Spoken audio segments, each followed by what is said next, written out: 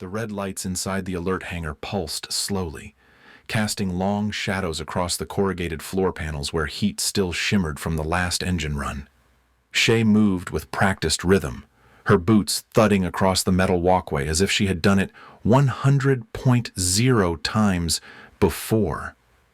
But this wasn't another drill. This wasn't a timed exercise. This was the real call, and the time they had was vanishing fast. Inside the tactical operations room, air handlers hummed under a haze of tension. The voice-over comms didn't rise, didn't panic, didn't fill the space with drama. It just laid out the facts. 6 enemy bombers, low altitude, flying in tight formation, were now 60 miles out and closing. They were shielded by a screen of fast-response fighters. Projected time to reach strike range 10 minutes. Ground assets were already depleted, and every other airframe in rotation was either down for maintenance or tied up in other air corridors. That left her. Shay was ready 5.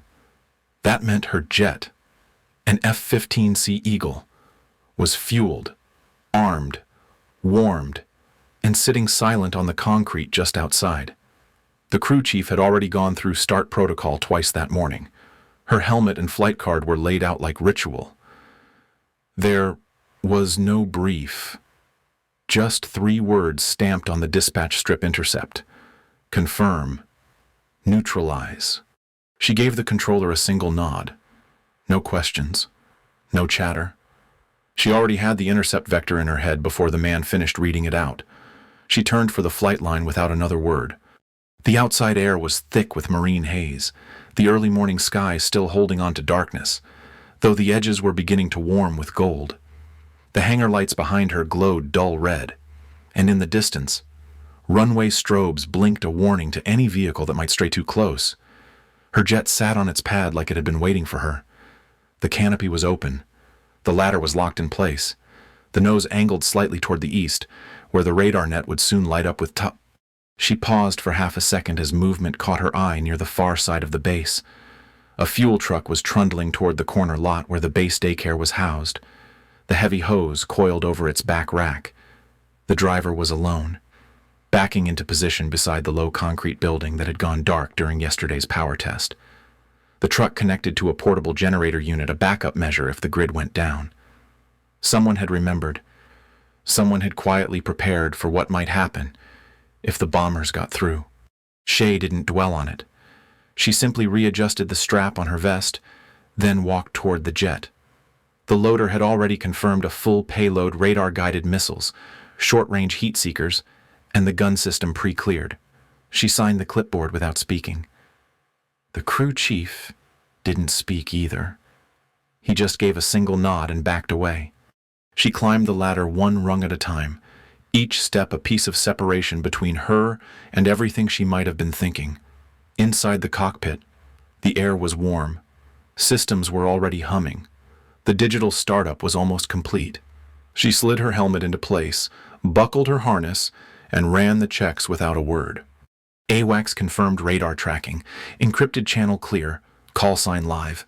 She responded in clipped acknowledgement, then sealed the canopy. The air shifted as pressure equalized. Outside noise fell away. Clearance came from the tower without hesitation. The moment her brakes released, the Eagle surged forward like it had been coiled tight since dawn. The afterburners lit in a controlled blaze, casting heat ripples across the tarmac. The nose lifted at 70 knots. The sky opened in front of her, and the jet climbed without resistance. She broke through the cloud ceiling at 14,000 feet and held fast on her intercept heading. The radar sweep began counting targets. A set of markers blinked onto her HUD. Each one of those was a threat, but only 3 of them mattered. The ones flying toward a base full of people still on the ground. People like the crew, refueling that generator. People who wouldn't see her flight path overhead. People who wouldn't know who made the call or what it took. Shay didn't look back. She toggled to tactical overlay and locked into the vector. The closure rate updated every 2 seconds. The enemy had 10 minutes. She needed 8, and she had already spent 1 of them getting airborne. The afterburners stayed hot as Shay's F-15C thundered into the sky, wheels already up, the entire launch sequence compressed into under 30 seconds. She rode the acceleration without resistance, hands steady, eyes flicking across her heads-up display, as the altitude climbed in, fast. Unbroken digits. The jet felt light and responsive, cutting through the coastal haze as it gained elevation at a steep climb angle. Within moments, the gray cloud shelf peeled away beneath her, leaving her in a dome of pale blue nothing, the early light beginning to stretch along the horizon behind her. AWACS fed her the first update. Intercept vector held steady 3 o'clock high from the enemy formation. The bombers were low, trying to avoid detection, banking east across broken elevation. Shay's angle of attack would let her sweep down from above. No terrain cover for them. No shadows to slip into. She would arrive at altitude with enough space to maneuver and fire before they breached the final strike envelope. At 23,000 feet, the pressure stabilized. She adjusted her oxygen flow, checked her harness tension, and tapped the radar system for a full sweep. Her breath stayed level, shallow but consistent. This was no rush of adrenaline. There was no spike of emotion. Her body knew this altitude, this pace. The difference was in what waited ahead. The jet's engines purred in sync, sending a constant thrum through her spine. Mach 1.0 slid across her HUD, then climbed. She made a small correction to nose angle to avoid excessive burn. There was no one on her wing, no backup. She carried her own perimeter. Every angle, every blind spot was hers to watch and manage. It wasn't fear, it was math. Range, altitude, fuel. Keep the numbers clean and the silence steady. The flight computer confirmed a full weapons check. 2 radar-guided missiles, 4 infrared, guns armed, sensor package running a wide sweep. Nothing locked yet, but the field ahead was lighting up. AWACS confirmed 5 enemy fighters repositioning spread pattern. Layered altitudes. They weren't coming for her directly. Not yet, but they were moving. She was already inside their awareness ring. Shay made no call-out. She kept her voice off the net, letting AWACS relay what needed to be shared. Her part was execution, timing, precision. She was still climbing when the first passive radar signal bounced off her canopy. It didn't lock. It just marked her acknowledgement from the other side. She was seen now. Her left hand adjusted the stick trim by a fraction, keeping level through thin air. The Eagle leveled off at 31,000 feet. The climb was complete. The real work was about to begin. She checked her fuel rate, running below max burn, still inside intercept limits. The bombers were 56 miles ahead and climbing slightly. A small change. Maybe they sensed her. Maybe not. The cockpit light shifted as sunlight found the edges of the canopy. Her HUD glowed green across her helmet lens, the targeting symbology clear and familiar. Each line, each vector, was a conversation in movement. She could read the angles like text. She didn't think about the base below. That had passed behind her in the first few seconds of flight. What mattered now was the intercept path, the breakpoint, and the window before enemy fighters closed in. Her fingers walked across the systems panel, checking ECM settings and backup sensors. Everything was clean. The aircraft felt weightless, despite its loadout. Even with the pressure at her chest and the G-force still settling through her frame, the jet felt like it had settled into the sky instead of sliced through it. This was the kind of altitude where time felt stretched. She had been here before, more than once, and not all of those runs had ended cleanly. The last intercept wasn't something she remembered clearly, not the target or the terrain, just the way the silence lingered afterward, the kind of silence that felt heavier than noise. It wasn't about loss in the traditional sense. It was about what never made it into the report, the shift in altitude that hadn't been anticipated, the hesitation that hadn't come from her, but still shaped the outcome. She had walked away, but something else hadn't. This time, the air felt similar, cold, thin, full of calculation. She breathed again. through her teeth. Not a sigh. Just a moment to reset pressure. Her HUD blinked with faint targets at the edge of range. Still no locks. No one was braking yet. They were waiting, watching. The bombers hadn't changed course. Shay angled slightly, refining her position to avoid entering the engagement cone too early. She reached down once, not to adjust controls, but to retighten her glove. That small motion helped her reset her grip on everything: altitude, intention, timing. Below her, the clouds broke into thin sheets of gray and white. Above her, the air darkened toward indigo. She was exactly where she needed to be, alone, silent, ready. Radar pulsed a soft tone in Shay's headset, followed by a brief flash across the upper right quadrant of her HUD. 2 contacts, approaching fast. Their vector didn't match the bombers. These were interceptors, fighters, coming up to meet her from a wide arc, using elevation and speed to try and pin her before she reached firing range. Shay toggled her radar to narrow beam and swept their position again. Confirmed. 1 high, 1 low. Classic pincer maneuver. She didn't react with adrenaline. The enemy had moved early, and that gave her the edge. She banked left into the sun, using its glare to break line of sight as she dropped elevation sharply. The F-15C groaned under the sudden load but held tight as she rolled into the dive. Her descent path carved through broken cloud layers, the jet streaking through terrain shadow from the mountains below to mask heat and radar signature. At that angle, the lead enemy fighter would either overshoot or lose lock. He chose wrong. The HUD blinked yellow, then green. Shay caught a solid lock for under 2 seconds, which was all she needed. Her thumb pressed once. A short-range missile leapt free. She never looked to see the impact. The moment it left the rail, she pulled into a climb, and the Eagle roared back up into altitude, dragging heat wake behind her. The fighter exploded somewhere below physics, and bad timing did the rest. The second enemy aircraft adjusted. It didn't chase. Instead, it climbed slowly, deliberately, to re-establish position between her and the bomber group. Shay recognized the move instantly. Not defense, not engagement. Delay. The pilot was smart. He didn't need to bring her down. He just had to force her to bleed time. Delay her vector. Steal 30 seconds. Maybe 40. Enough to change everything. AWACS gave a clipped update. 5 bombers confirmed. 6 minutes to strike threshold.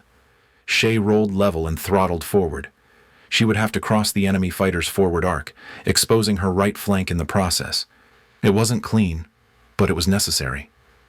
She didn't hesitate. She punched through. The Eagle surged, altitude flat, velocity climbing. The remaining enemy fighter shadowed her advance but never committed. He was flying smart, setting traps, trying to bait her into a chase. She didn't bite.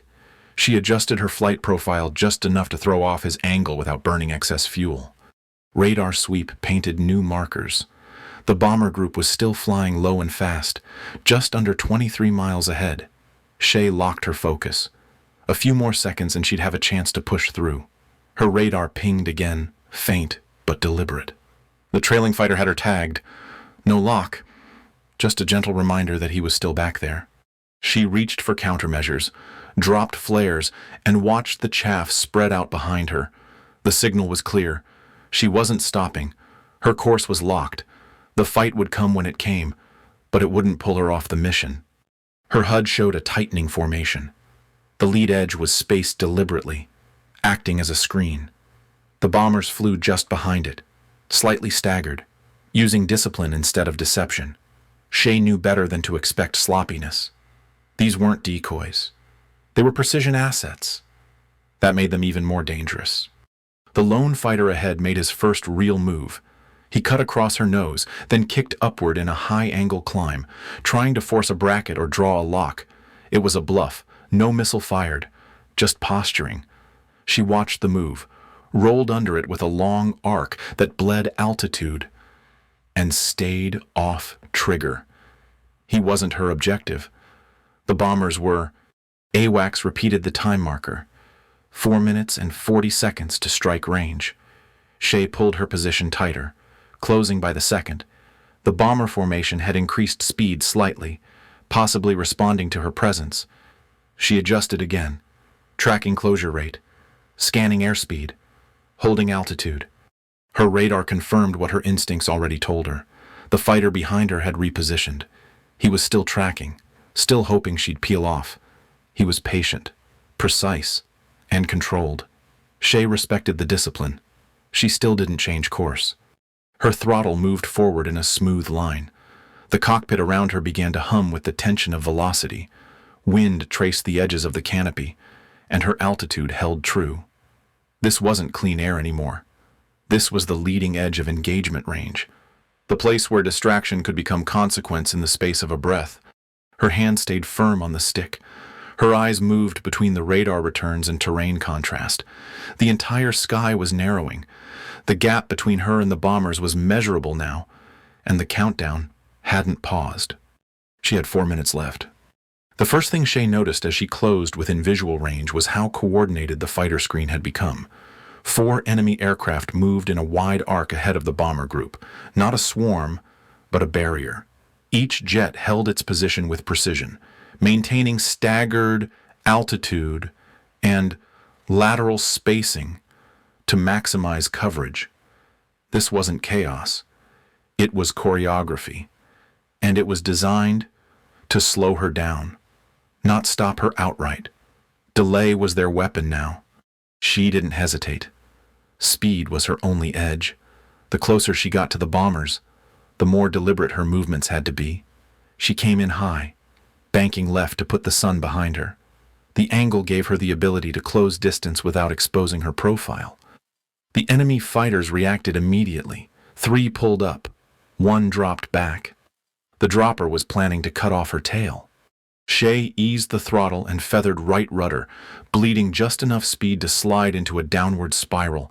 Her altimeter dropped fast. 2 of the enemy jets mirrored the motion, bracketing her from above. She let them close. Her Eagle arced directly through the sun's edge, making visual lock nearly impossible for a few seconds. The first attacker overshot. The second tried to hold the angle but lost ground in the turn. She reversed the spiral. G-forces pressed hard against her chest. Her vision tightened at the corners, narrowing into a tunnel. She stayed focused, leveling out for a moment. She caught lock and fired. The missile shot clean from the rail and streaked upward in a tight arc. It didn't miss. The target blinked off her radar. She didn't look to confirm the hit. There wasn't time. Another fighter cut across her flight path in a slicing dive. Shay rolled and pulled hard vertical, nose up, riding the edge of engine output. Sweat slid behind her mask. The oxygen hissed in short bursts. She reversed mid-climb, snapped the roll, and came out high and behind her attacker. Visual confirmed the angle. She had the shot. She didn't speak. She didn't celebrate. She fired again. The second missile tracked clean. Close range. No evasion. The target shattered in vapor and debris. That left 2. 1 overhead. 1 trailing at a distance. The one behind her stayed wide. Then started a maneuver that simulated engine damage black smoke. Uneven flight. It was a feint. A bait kill. Designed to slow her or pull her out of position. She had seen it before. She ignored it. The other jet climbed to bracket her again. High-speed turn, sharp cutoff, trying to funnel her movement. She throttled down, let the nose dip, then kicked the rudder and broke hard to the left. Her breath caught. The pressure inside the cockpit spiked. Her HUD flickered slightly as she forced the airframe through a tight, high G loop. She rolled underneath the attacker and brought the nose around in a wide arc. No missile this time. She switched to guns, fired a short burst. A solid impact clipped the target's wing root. The jet peeled off and disappeared from radar. No explosion. Just a downward spiral out of sight. The last fighter held off. He didn't chase. He stayed high, watching her. That told Shay everything she needed to know. He wasn't going to waste himself. Not now. Not this close to the bombers. AWACS confirmed telemetry. The bomber group had breached the outer defense ring. Time was closing fast, less than 2 minutes.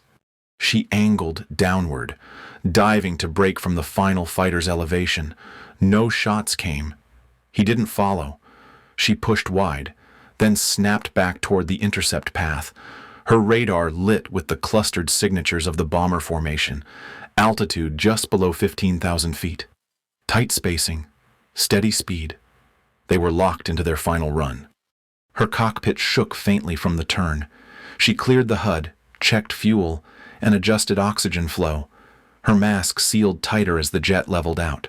The sun lit the bomber silhouettes in full contrast now.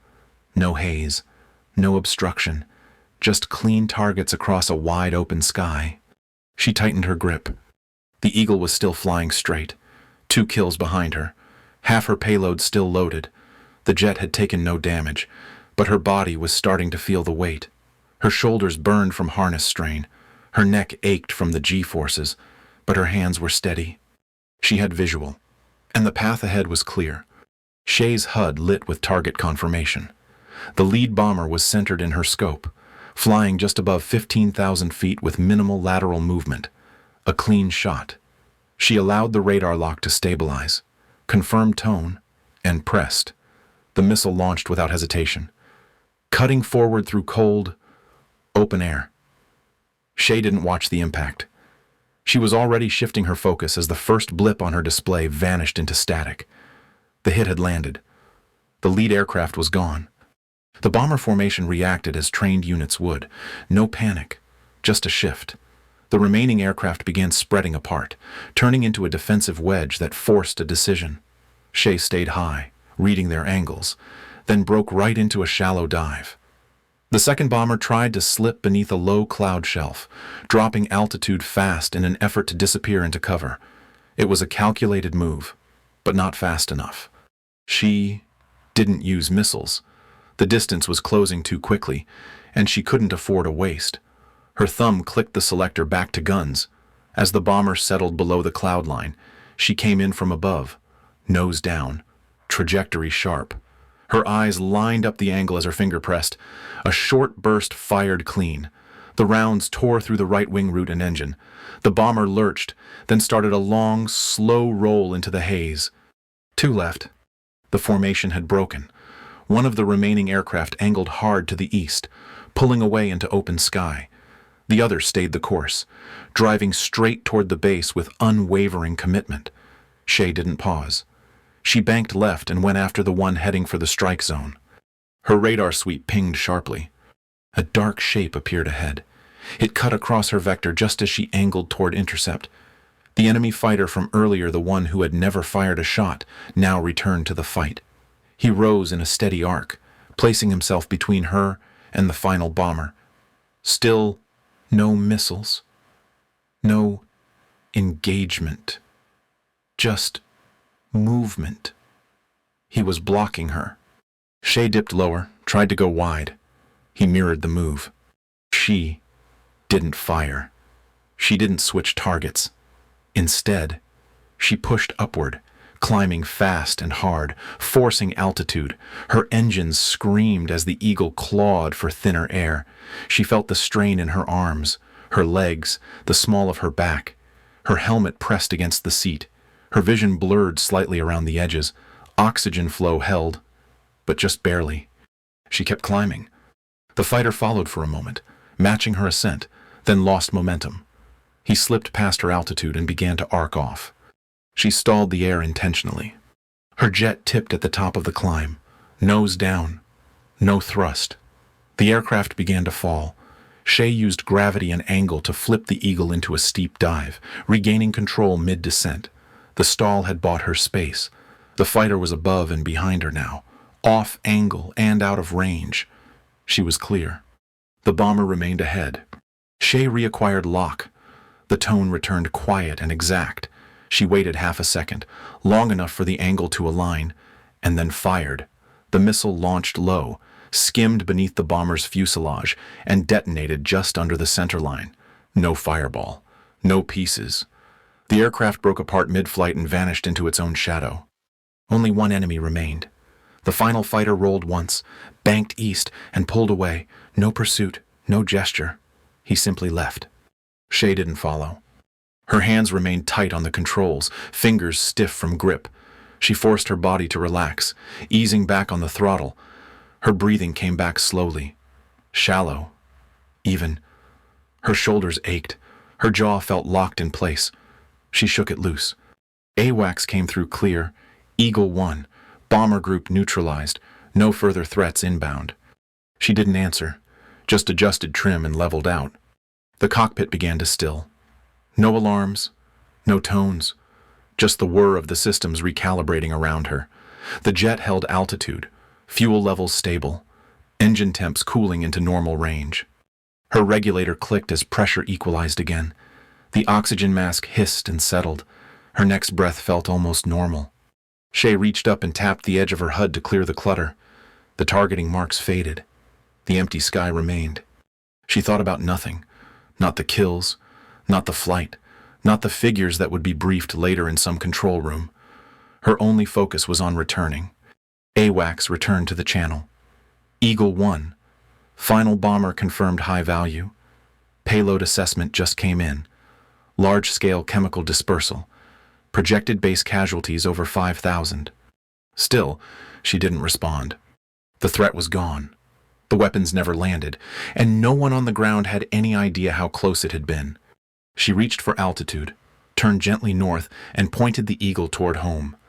The wheels touched down just before sundown. The sky was soft gold, fading toward rust, the kind of light that made every edge on the tarmac seem softer, quieter. Shay brought the Eagle down with a gentle tap of the brakes. No bounce, no flare. Just a smooth drawdown from everything that had come before. The canopy was streaked with salt, grime, and the long smear of atmospheric haze. Her gloves moved across the controls in order, shutting down systems one by one. Engine power, bleeding away in a long, fading whine. As the last turbine slowed, silence moved in like pressure. The nose wheel rolled over the parking lines near the forward hangar. A crew stood there, still and ready, but not approaching. They didn't salute. One nodded. The others simply watched. She opened the canopy and felt the wind press gently across her face.